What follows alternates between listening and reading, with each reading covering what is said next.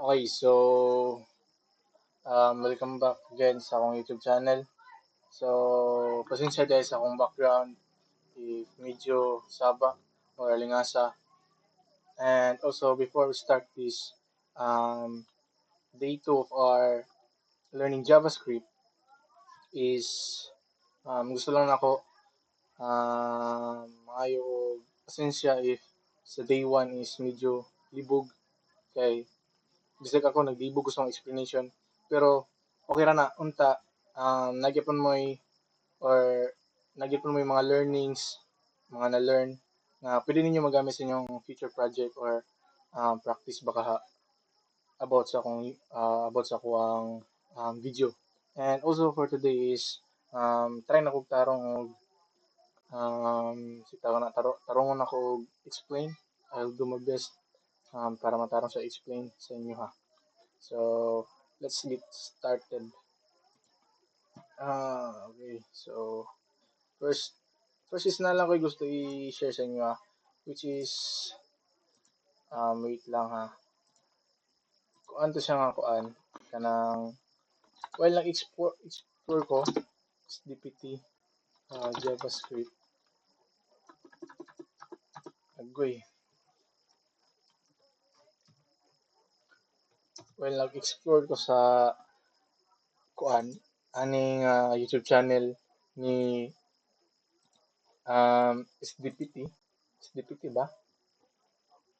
This is nala ko na encounter nga kuan nga si tawagan na nasa kanang tutorial bitaw nga about sa numbers and mga operators. So like nakuan lang ko na amazed lang ko sa iyang mga video is it's because kanang sa iyang kinalasan sa iyang video is na siya mga pa-challenge which is nindot siya i-apply sa tuang mga learnings. So ang nasayahang challenge is ang imong buhaton is kanang abot siya sa imong grades which is like example imong grade sa math 90, grade sa Filipino 95, grade nimo sa science is 91. Ang tas iyahan nang iyahan nang gikuan man talito niya bali iyahang gi plus tas gi gi times I mean gi divide tas gi times tas mo gawas din ang imong average or overall grade. So pero kato siya is wala siya nagamit og input ug button bali sa iyang gikuan lang is diretso JavaScript lang siya. So that's why ang akong button ron is ako siyang kanang i-level up dito, i-level up like magbutang tag input pare bali i-apply gyapon nato ang atong mga na-learn sa day 1 sa karon nga video which is day 2. So by the way, gabi na ron so dili na siya day. Sorry, joke. Ay, so let's get started. So first is maghimo sa taog kanang ato sa tong project maghimo sa taog maghimo sa taog folder para sa tuwang day 2 ay so natay day 2 ay file open folder so sa project JavaScript. Okay, so there is first siyempre dapat natay index.html and then also script.js.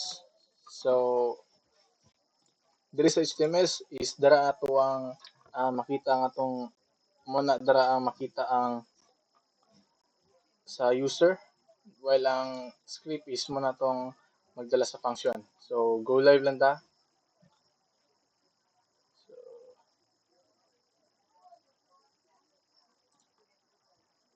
Okay.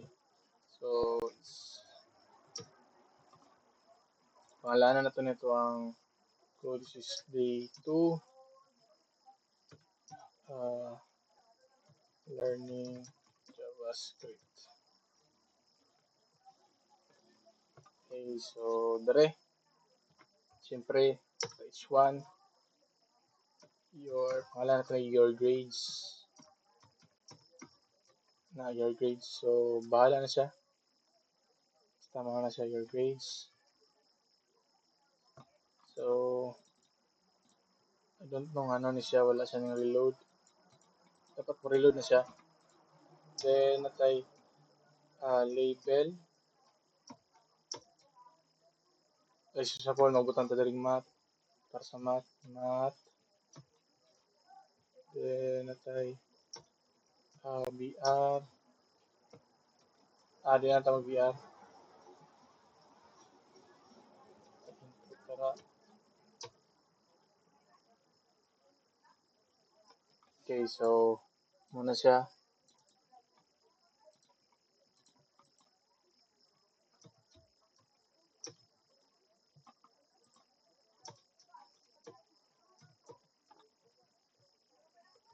So ang gamitan nato diri is duha lang ka tulo lang ka input. Sis na kini isa is science siya, science.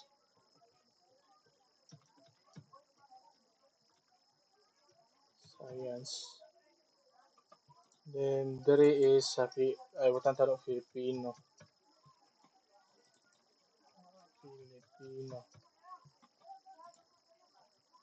Okay. Then dapat napatay button para sa submit. Button submit. Then natay isa ka query which is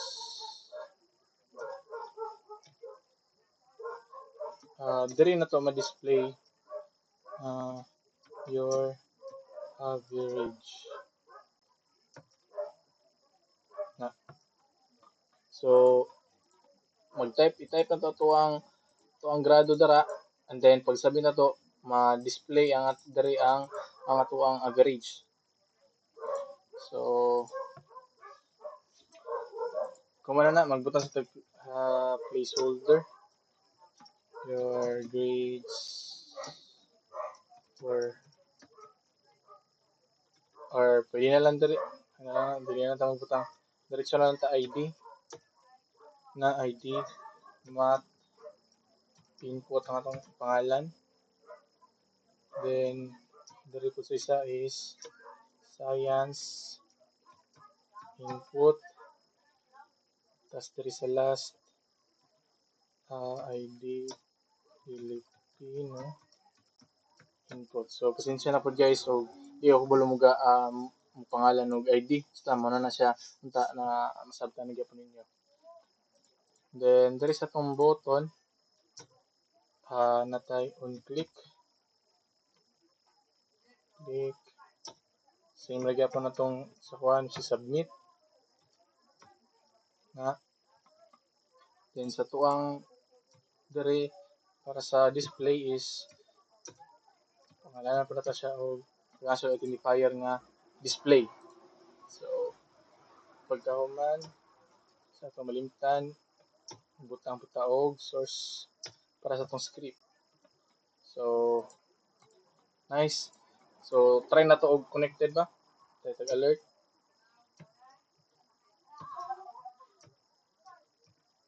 Hello world. So okay, gana naka-connect na siya. So himutog function. Sorry. So natay function. Okay, so kining function nga submit is diri ni siya gikan sa on click nga submit. Okay, so pagkahuman magbuhat ta og ang atong buhaton is maghimo ta og variable which is constant nga kwaon ang value ani nilang tulo. So saan na siya? So butang tag cons. So pangalan nato ng isa which is math.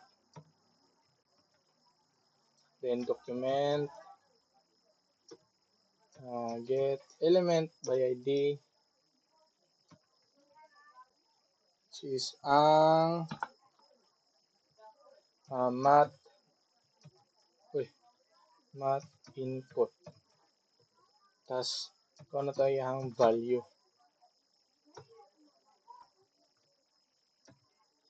Okay. So kuha niya ang element by ID which is ang kini nga element input then ang ID which is math input. So muna ang math input tara. So para rin mo itong baton para sa tulo ka input na so there is listen to Filipino then there is science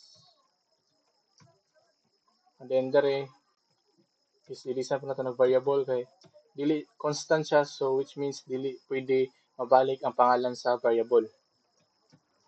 So mo po na dili pwede magbalik-balik ang pangalan sa variable. So pangalan natin Filipino.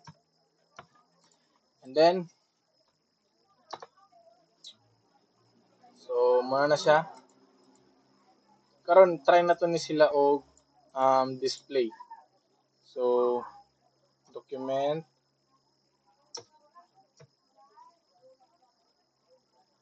get the ID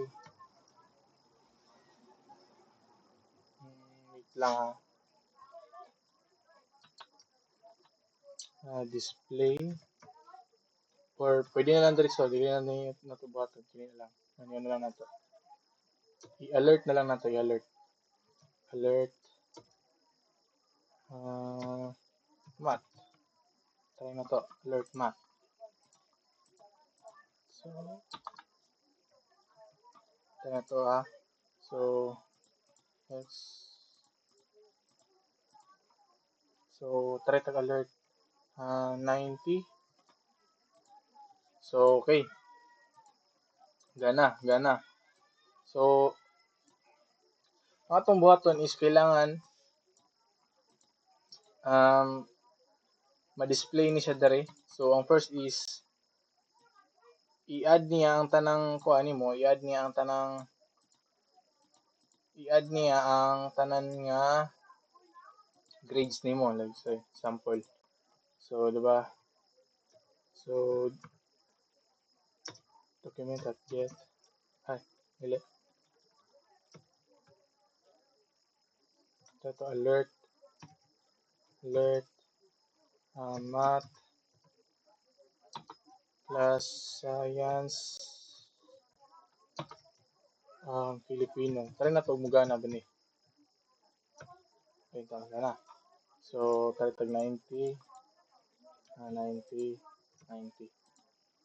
Okay, so as you can see 90. So it means ang kini silang kinintulo is string. Dili siya number. Ang gets niyo? Kaya like for example Tata James.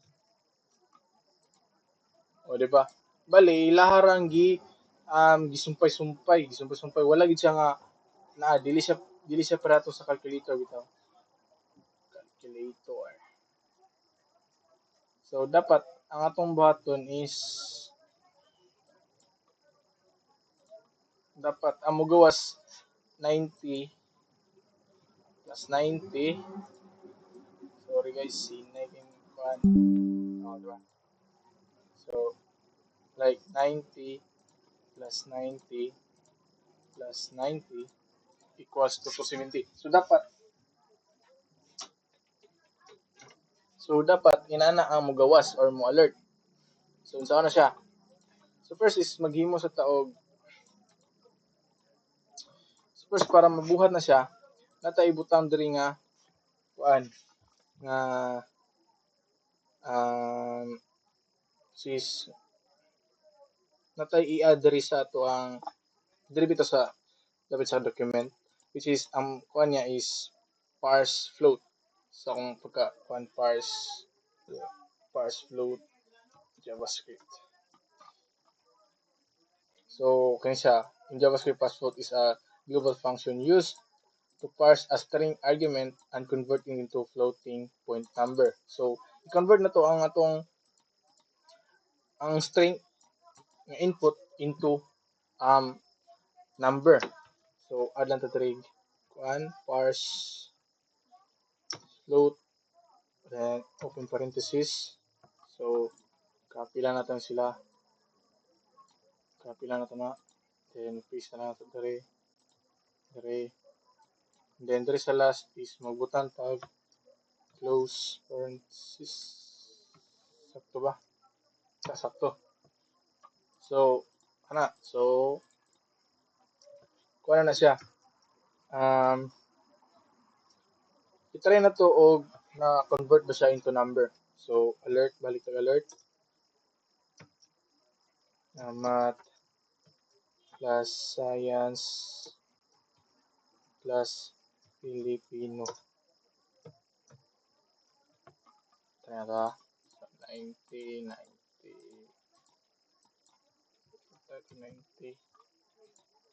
Okay, so 270. Diba? Okay, so nagana na siya. So karon is siyempre diba og makuha ka og grado inani man. Calculator to balik. Calculator ta. So dapat like for example, na kay grado sa math nga 90 plus tapos grado sa science nga 95 and then sa Filipino nakigrado for example like 85, di ba, equals to 70 and then divide into pila may totalan into which is 300. So ana then i-times na nimo og 100. So mo gawas 90. So dapat atong button is i-add niya and then i-divide into 300 and then i-times og 100. So muna din ang average. So para buhaton na siya, atong buhaton is magbutang na buta diri og variable nga constant. Then mahala na to siya add equals to math plus science plus Filipino. So gi-add na niya. And then dire sulod na pod nalabte constant, pangalan na to ni result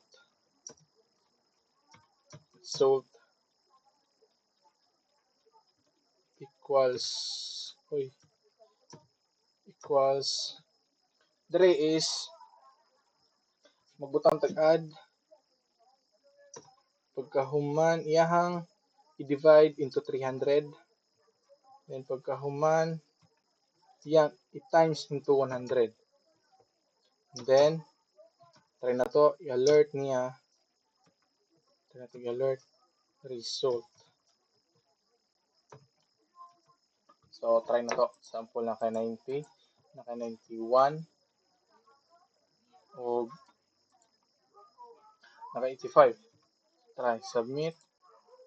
So ay success. So 88.6667. So karon ang atong buhaton is kailangan ma-display siya diri sa your average. So unsa na siya? So same na gyapon. Document.get element,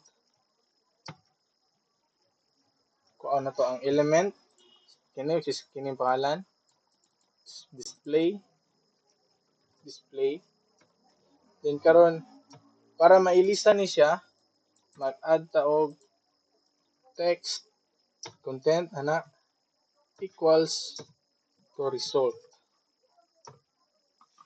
So unsa man di kuan day kanang trabaho ni text content. So ang iyang buhaton is iyan ni siyang ilisan. La example sample. So save na siya. Then tara balik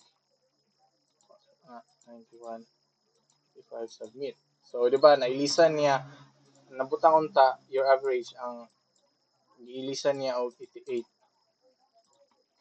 So nabugay pwede magamit ani niya which is ang inner HTML.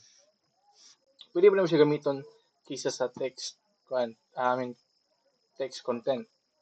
Kita naman yan 1991 submit. So pareho rin yapon siya.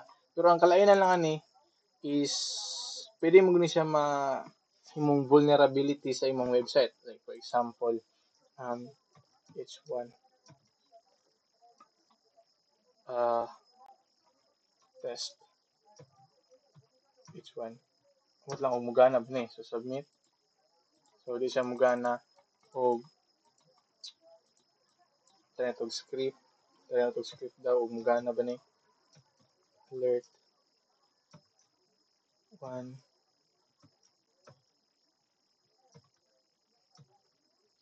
script na.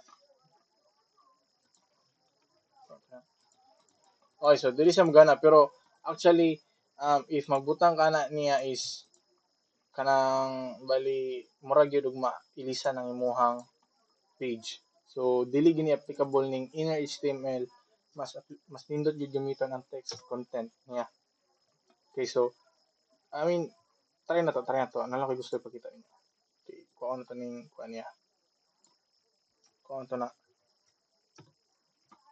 ha.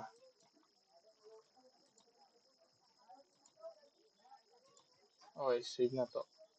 So 90. Try na to ha. H1 test H1 anong nandiya po siya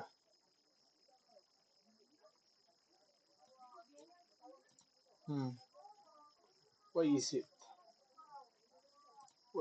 ha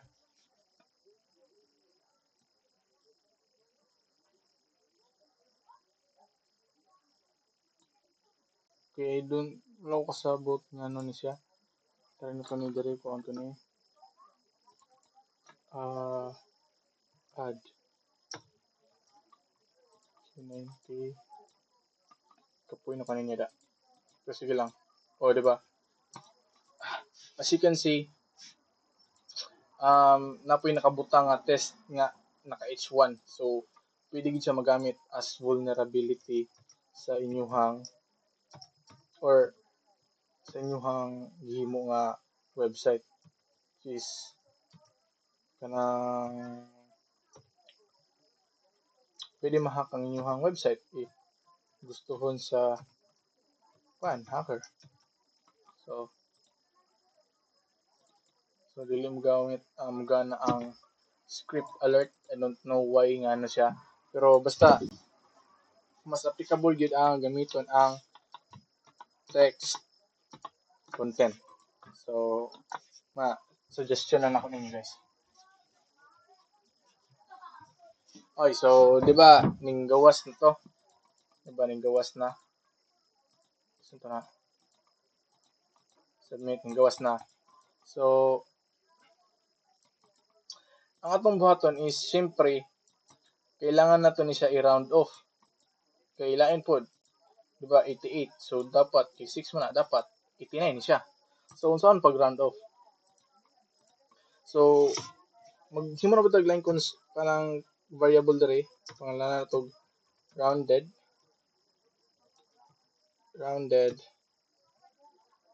and then natay gamiton nga kuan sa JavaScript na pwede ma-round which is ang math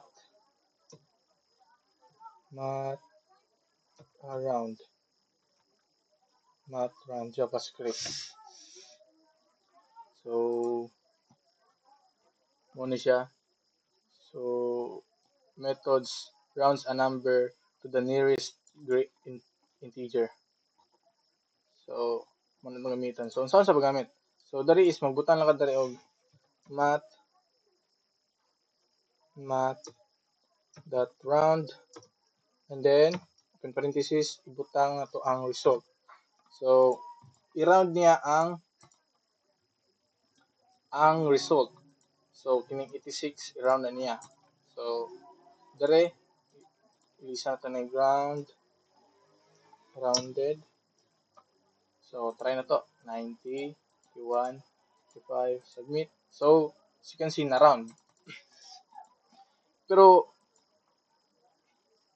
mas ganahan ko i-display ang dili rounded o ang rounded. So nalaki gusto niyo i-share guys kung saan na siya. Pwede ninyo gamiton og pwede niyo na nion. Like for example, ana plus na to plus. Okay, sorry. Na your average plus plus dari dapat tas dari is magbutang ta dari og na dari is magbutang na to dari ang result tas napagito plus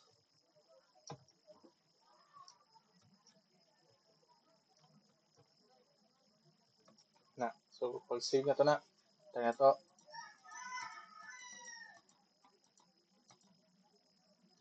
Okay, so as you can see tayo to balik. So 90. Oh, so di ba ma-display na ang 88 ang nga na decimal og sa walay og sa na round na. So di ba mas nindot na sa tanawon. Pero napagiging gusto buhaton which is ang kwaon niya nga decimal is duha lang ka buok. So ang kining 666 tama sa 7 is mawala na siya. Balik ang makita ra dapat is kinira. So unsaon siya?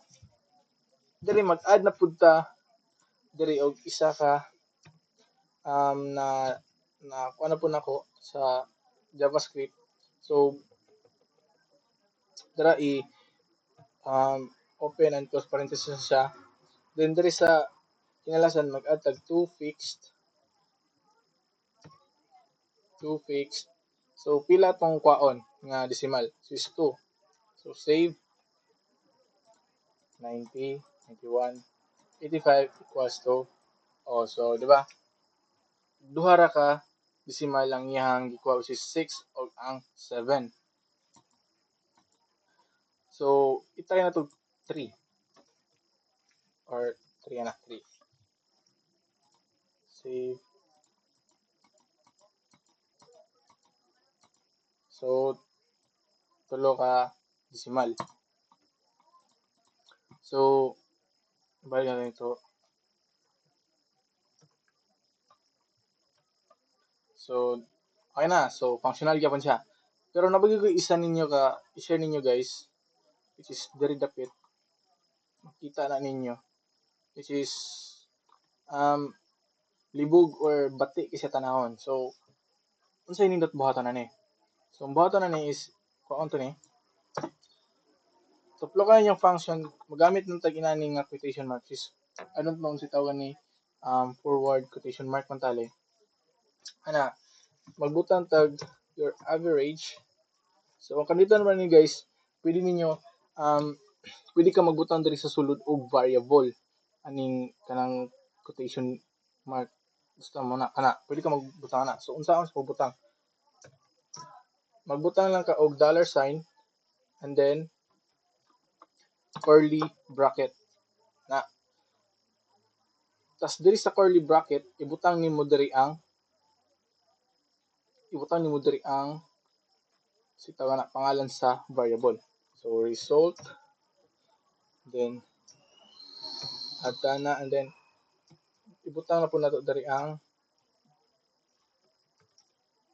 para sa rounded.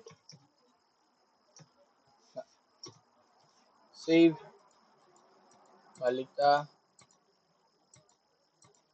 O, di ba? So, pareha rin gyapon siya og resulta, pero ang kandutan lang is mas neat sa tanawon. So, dili kay sa libog katong like pareha tong ganiha is na kung napay mga plus plus tas double quotation mark. So, mas libog siya nato, mas libugan ko. So, depende na lang ninyo guys, so gamiton ba ninyo or dili. So, karon nana pa laing na-encounter aning kuan na is na ako ang pong gusto ninyo i-share. Like what for example ang akong ibutan diri is James Pugi. Dili number. So ang nakabutang nan. So unsa nang NaN NaN. Ang NaN means not a number. So kining James Pugi dili ni siya number. So ang akong gusto mahitabuan ni gusto na ko siya i-level up like for example ang ibutang dira is dili number na imo alert niya nga error use number only. So unsa na siya? So ang bahaton ta na is mogamit ta og if and else statement. So if and else statement in JavaScript. If so kini siya. So if condition example kana. So muna kung gusto ibutang ani diri. So like for example, butang kog James Pugi dira na imo alert or mo pop up diri nga kailangan ra ka mo gamit og or number ay acceptable. So saan siya? So kini magdiri sa ubusan magbutang ta diri og F. Na then sorry. F. So diri sa sulod sa if is natay condition. So unsa tong condition? If is none open parenthesis na pod. Dayon ibutan nato diri ang result. So unsa ni siya? So if si result is not a number, mo alert siya og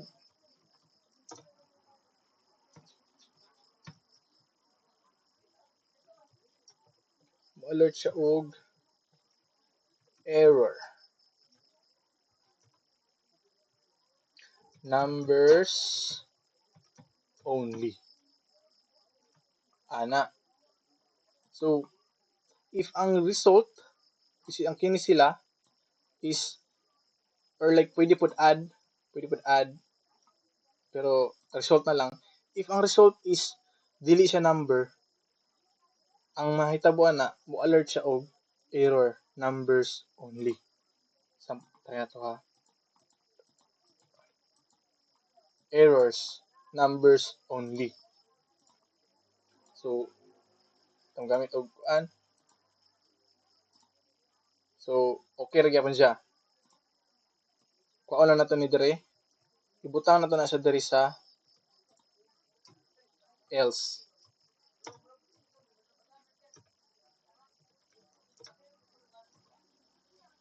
Save. Same ra gyapon na siya function. Ibutang ta diri og string. Ingon siya error numbers only. Pero kung ibutang ta diri og numbers or number mugawas na yung average. Palakpakan nyo ko guys. So, di ba? Mas ang atong gibuhat ron is mas nindot, mas daghan tag na tunan. So, aning tutorial is ni SDPT, daghan mo bugag matunan ni.